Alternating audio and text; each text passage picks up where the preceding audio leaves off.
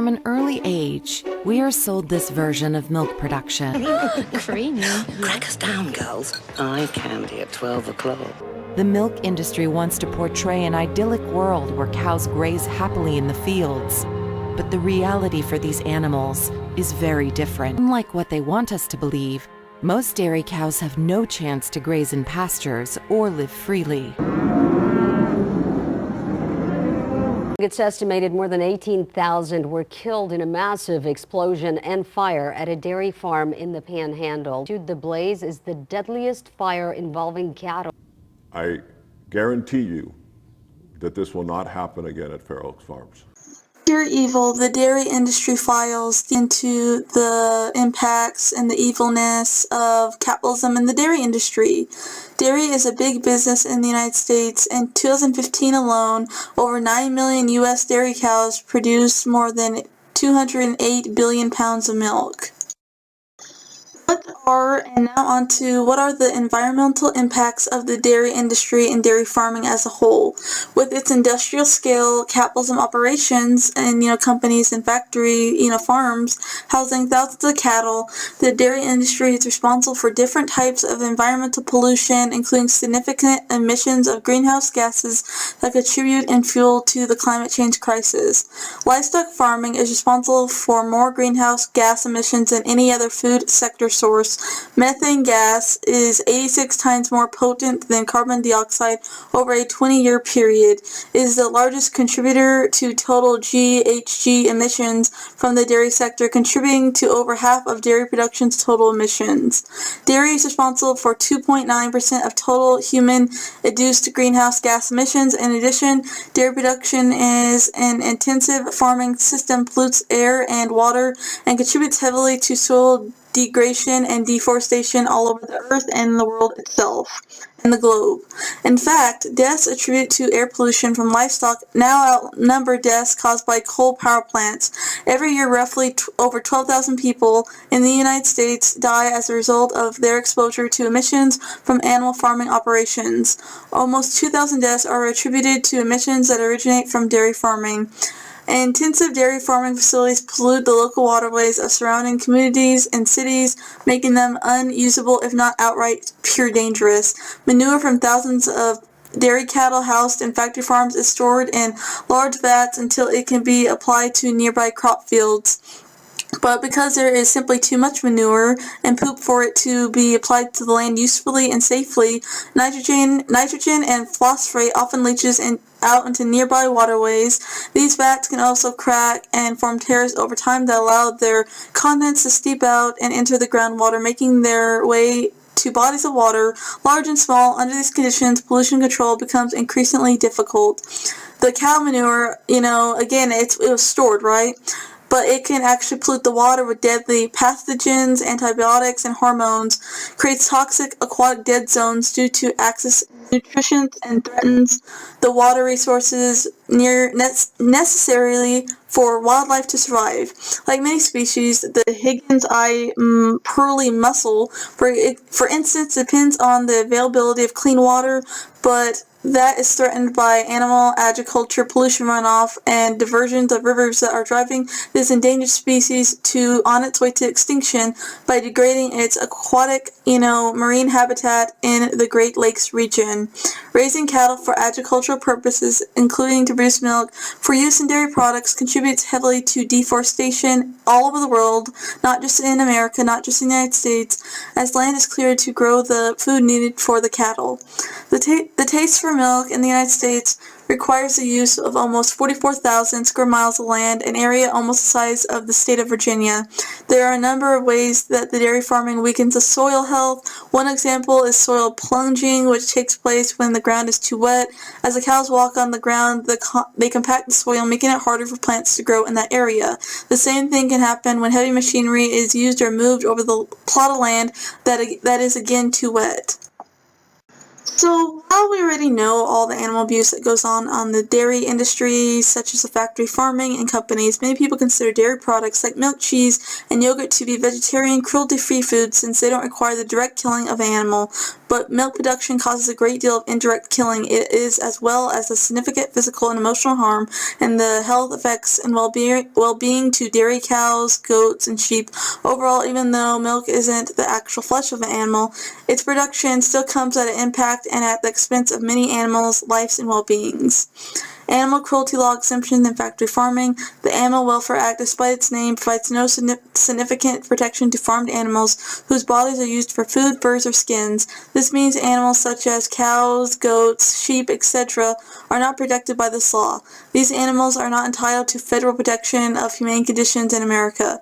Cows, since cows only produce milk when lactating over their calves, female cows are constantly kept in a cycle of giving birth, which shortens their lifespan. While the natural lifespan of many cows can reach 15 to even 20 years or even longer, the vast majority of dairy cows do not live beyond 4.5 to 6 years of age. The dairy industry rarely allows cows to live past age 5. This is typically the age when a female cow's milk drops in production, resulting in the farmer culling her and sending her to slaughter because she is considered useless. The milk is intended for their infants. In order to produce milk on an ongoing basis, factory farms repeatedly impregnate female cows through artificial insemination. But when she does give birth, male calves are separated at birth from their mothers and often sold as veal, put on low iron diets that promote anemia and blood anemia to make it so they're unable to walk. This is a form of animal abuse, but the government doesn't seem to think it's animal abuse at all. The conditions dairy cows endure on factory farms can cause pain, ulcers, and even bone fractures. Dairy cows also experience deep psychological pain on farms. Farmers have witnessed mother cows crying for days on end at a time after their calves are removed from them at birth. A core practice that is standard in the dairy industry, the zero pasture environment of factory farms, meaning that cows are forced to spend their entire lives indoors or on concrete floors, also causes massive amounts of additional stress. Factory farms crowded thousands of cows into cramped indoor spaces, restricting their movement and cutting off the access to the outdoors. These conditions result in cows suffering from lameness. Standing on concrete for prolonged periods of time causes cows to stress out and develop ulcers on their hoofs. In addition to when cows have to stand in their own feces, they are prone to lots of infections such as foot rot and digital dermatitis, conditions that also trigger lameness.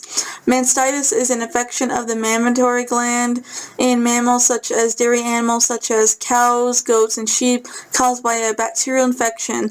The condition is one of the most common reasons for reduced production in cows, costing the industry billions of dollars every year. Unsanitary conditions in barns such as on soil bedding, feces, contaminated stuff, contaminated equipment trigger infection. Mastitis is a painful condition for cows, sheep, goats, etc., but it is only fatal if farmers see production levels drop, which results in cows being sent to slaughter and being culled, aka culling.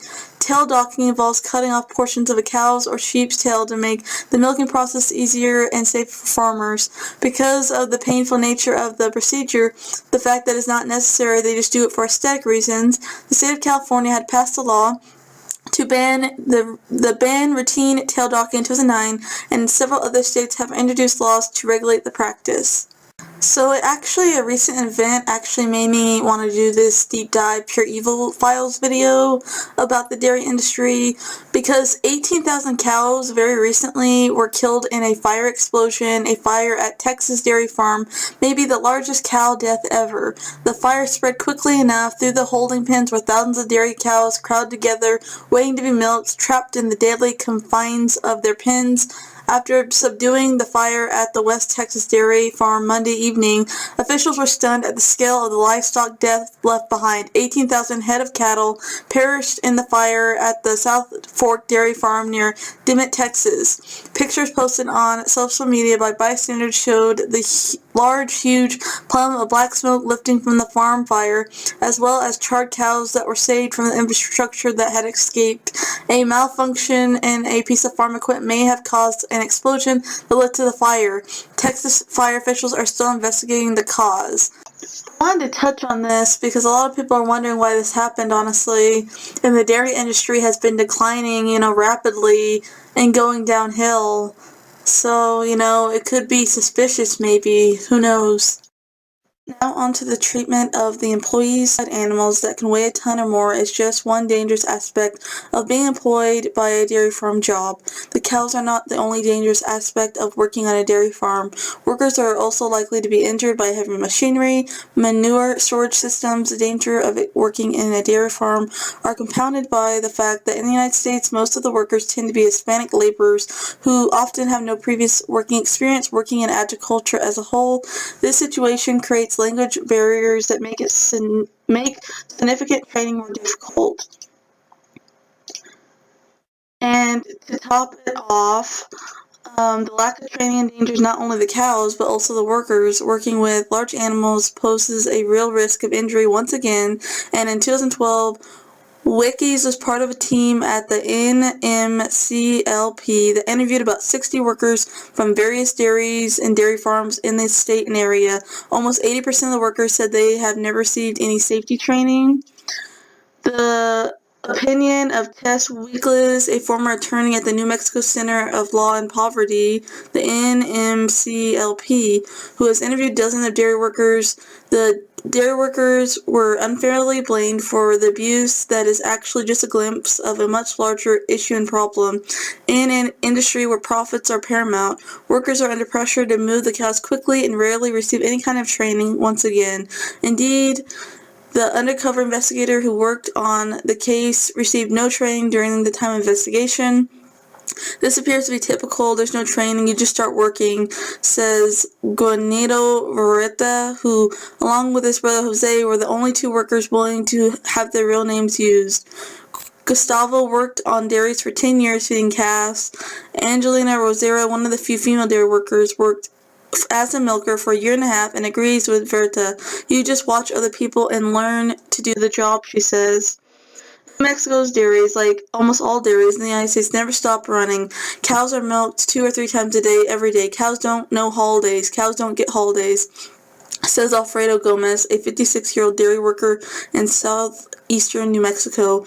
Here, there's no Christmas for the vast majority of dairy workers in New Mexico. As in most states, there's absolutely no holiday pay or no overtime and no sick pay and no workers' comp. They work in dirty, difficult, and sometimes dangerous conditions. In the industry, the dairy industry values milk over milkers, aka their employees. In March, a victim was working at a dairy in southeastern New Mexico. Somehow a bull had got mixed in with the cows and stuck in one of the milking parlor gates. As Soto was trying to free the bull, it says it lowered its head in it and charged me and attacked me, lifting me 6 or 7 feet into the air.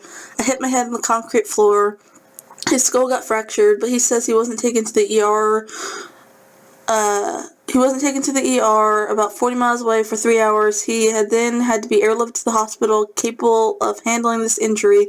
The cost of the helicopter alone is more than $60,000, and Santos' bills were in the tens of thousands of dollars, says Marina Martinez, a former attorney who worked with Soroto, and the dairy had no workers' compensation insurance. Not all injuries are as catastrophe as Santos, but injuries are part of the job. Unless debilitated, however, dairy workers are loath to take time off. Pedro Garcia said he didn't get to go on sick leave either this year when a cow stepped on his foot, fracturing it. The boss said, I have to work, he says. If you miss one day, you'll get fired. That's exactly what Jose Alvarez, a 37-year-old from Chihuahua, Mexico, says happened to him. A cow kicked him, breaking his leg, and he was out for 3 months. Although the dairy paid for his hospital stay, he ended up losing his job. Big Dairy goes to great lengths to project a small image. It portrays itself as compromise of family farms and as an industry deeply concerned about its cows and workers. But that is not the truth at all. At best, that's a gross misrepresentation of actually what the dairy industry truly really is.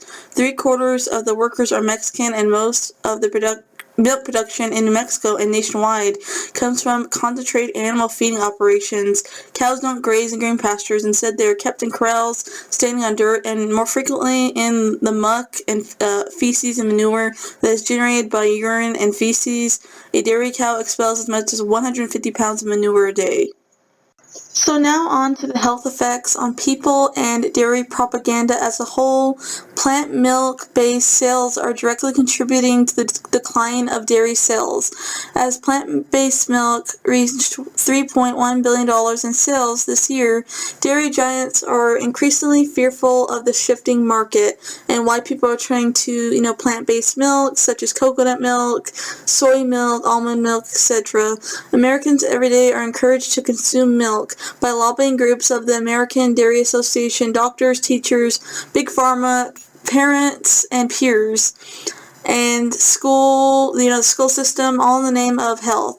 Evidence linked to dairy products to obesity, diabetes, heart disease, and actually some forms of cancer. 75% of Americans suffer from lactose intolerance, which is around 50 million people of the population of the U.S. as a whole, which disproportionately affects African Americans, Asian Americans, and Hispanic population. Since adults are not supposed to be drinking another animal's breast milk, we don't need milk after infancy. During infancy, we depend on milk to nourish our bodies, and so we can help grow until our digestive system strengthens and allows us to eat solid foods. We are the only mammals that drink it from another mammals, such as cows and goats and sheep, way past infancy. Milk consumption disproportionately impacts people of color, making plant-based milk a viable and optional essential alternative for millions of people around Mother Earth. Marketing dairy milk as real milk is an issue for all consumers suffering from lactose intolerance. During World War I, our government created a huge demand for canned powdered milks, leading to soldiers overseas. This demand decreased with the amount of time left of the war, and its end, farmers invested much of their time and money in dairy production, leaving America with a surplus of unwanted milk and cheese.